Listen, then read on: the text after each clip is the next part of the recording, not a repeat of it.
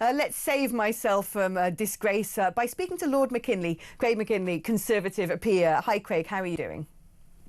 Oh, very well, Jess. Yeah, good to be on. Really good. Brilliant. It's great to have you here. Well, I did a bit of a rant in the last segment, all about the fact that here we go. It was, as we predicted, Labour are trying to renegotiate their way back into various EU things, including net zero, which just seems absolutely balmy, considering, you know, how America's pointed the finger at us and said, you do realise you're driving your economies into the ground.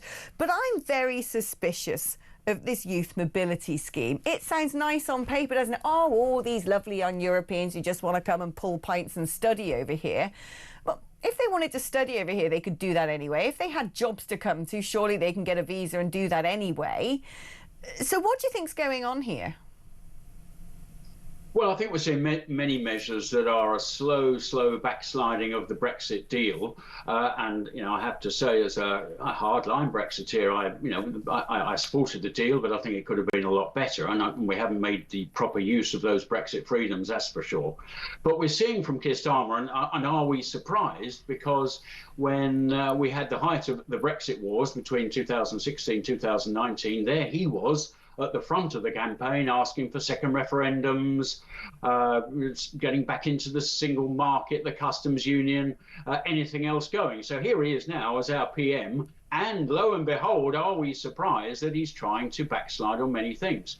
Now, the youth mobility scheme, I have to say, I'm probably not, and you might be surprised to hear, jumping up and down as many may be, because that youth mobility scheme, if it is replicated with other ones that we currently have signed up to, would include places like Australia, Japan, and Uruguay of all places. If it was a similar scheme to that, then I wouldn't have too many issues, frankly.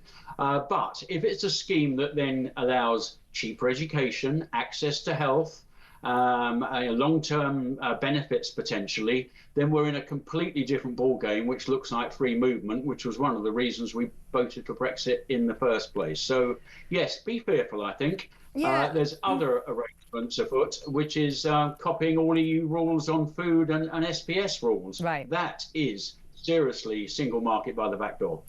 I'm worried about this youth mobility scheme because when I look at a problem that faces all of the EU, and they very often try to make us burden share on this, it is the huge influx of men of a fighting age into various European countries.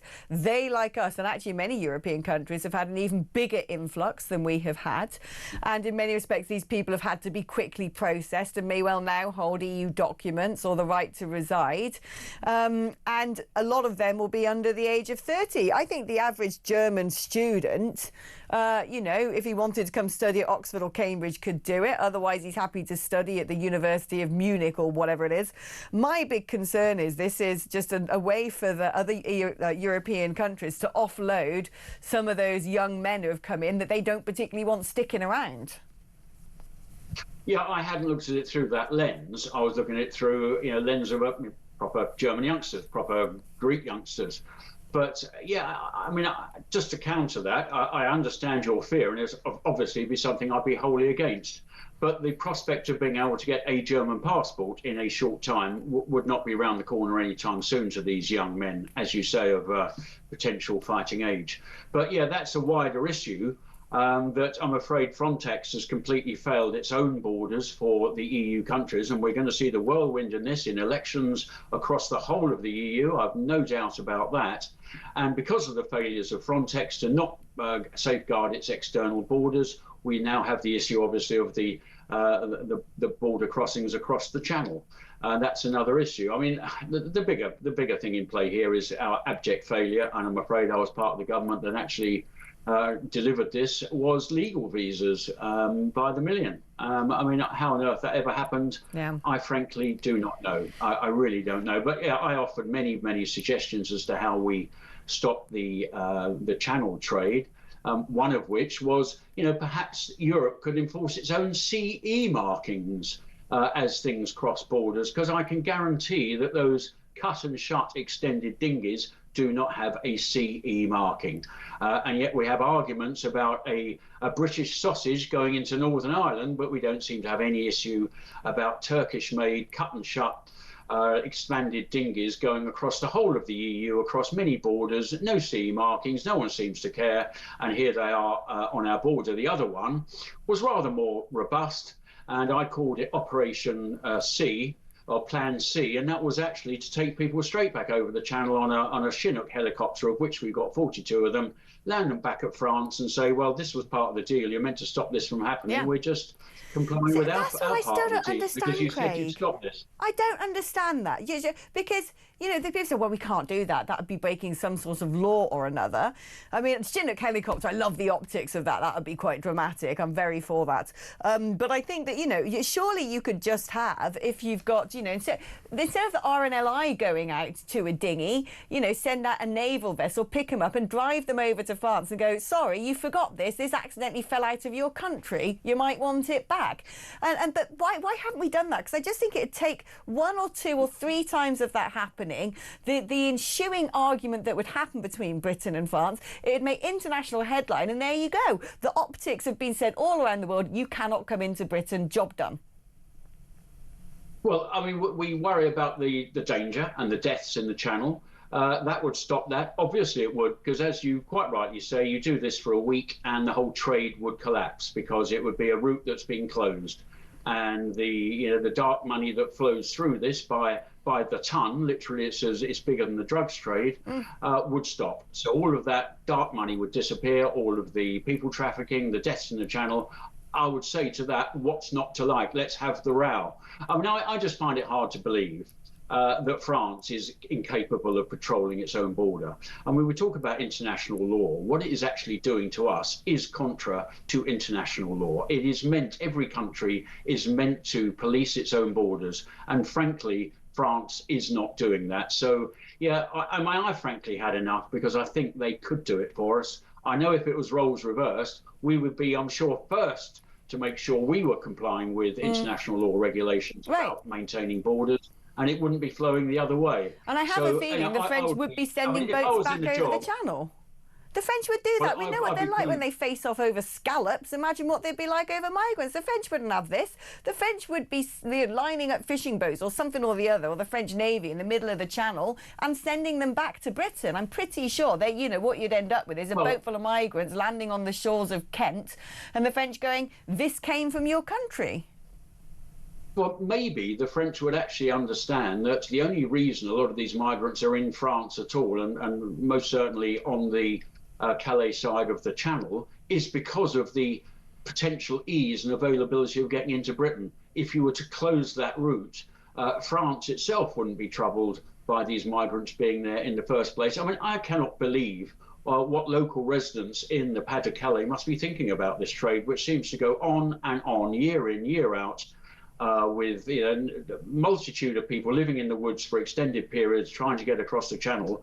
I'm surprised, the mayor isn't up in arms with his own government, and not least the good burghers of the Calais region going absolutely nutty about this that's on their doorstep, and whatever goes on in the woods, which bears do as well, I should say. But yes, this can't continue in this manner. I think we need something more robust, and I've been campaigning for that for a very long time. And that was within a Conservative government that you expected to have an ear for these things. But I've got none of that assurance by this Labour government, who, frankly, many of its members want completely free and open international borders. I don't know why they don't come out and say it, because that's what it looks like to me. We know that's what they mean. You only have to look at the tweet output of some of their more, on the fringe left-wing members of Parliament, and you know exactly what they stand. And this is what is astonishing, right? Because as a result of the rise of the AfD in Germany, the popularity of populism across Europe, instead what voters seem to be getting is more extreme left-wingery, because you're now having, from France to Germany, this cordon sanitaire, this firewall, as they're calling it in Germany, which is we won't do business with parties who want to close the borders, essentially, the so-called far-right parties. So instead, because we're not popular enough ourselves anymore, because voters don't trust us to do the job because we failed so miserably, we're going to cling on to power by instead joining forces with far left parties, and as a result we're going to do completely the opposite of what the public are asking and deepen the crisis. It seems to me that Europe is keen on racing us at a hurtling, race to a cliff edge, to the precipice of disaster. No, absolutely. Well, what we're seeing across Europe, I mean, France was an example last year when they had their parliamentary elections. In the first round, you had, Le Pen's party, a right-of-centre party. I think it's possibly softened a bit from when her father ran it, but, a right-wing party clearly was ahead. And then come the second round, you had this cobbled together of the left and all other manner just to keep the right out, which obviously was the flavour of a lot of the electorate. And I think we're going to see perhaps similar playing out in Germany over the coming weeks as they try and outfox a pretty strong AfD vote. I'm sure there will be.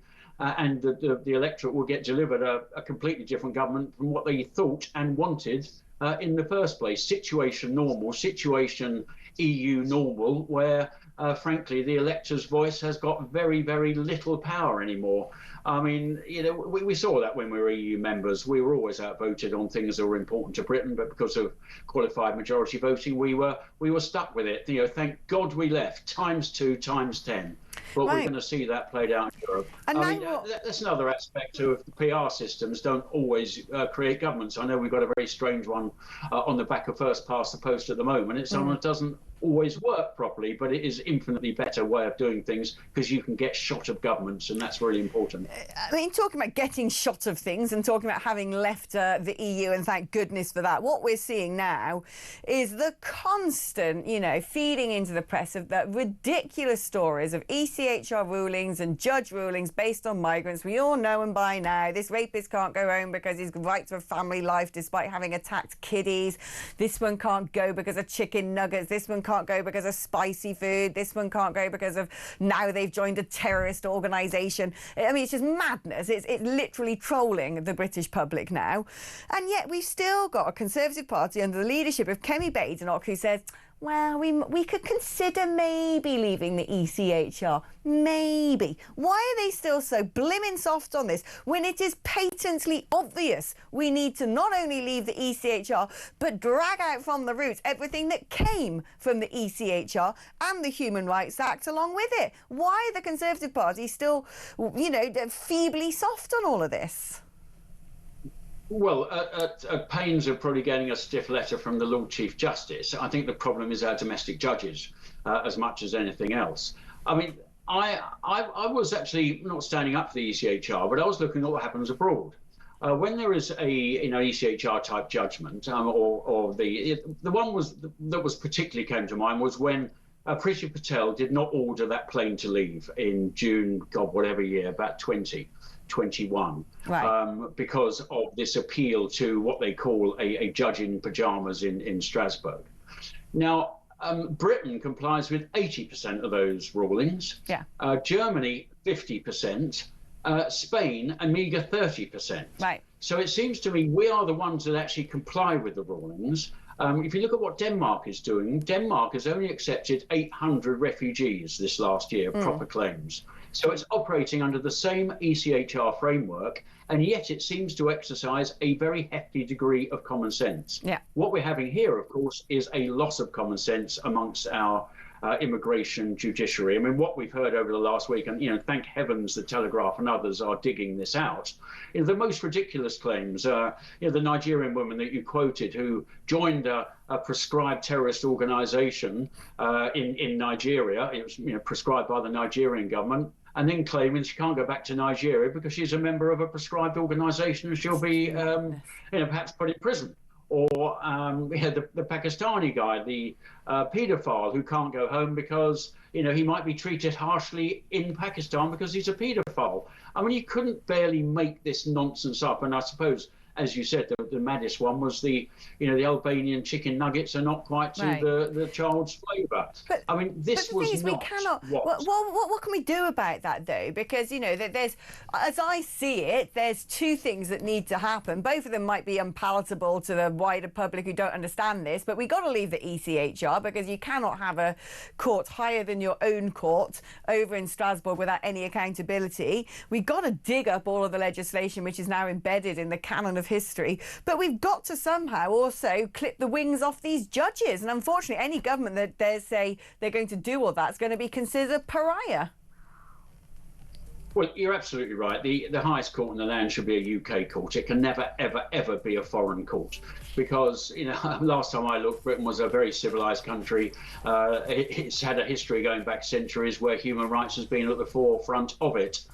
So we do not need an ECHR, and I think the madness that it's now, you know, running down almost makes it irrecoverable. Perhaps the time has come, and I'll be fully supportive of it. This is the thing. I just worry that they're all too sensitive reputationally when it comes to what other people might say about these things, rather than standing up for the interests of Britain. Craig, I've got to leave it there. Actually, we've had a wonderful big conversation, but I've got to go to an advert break.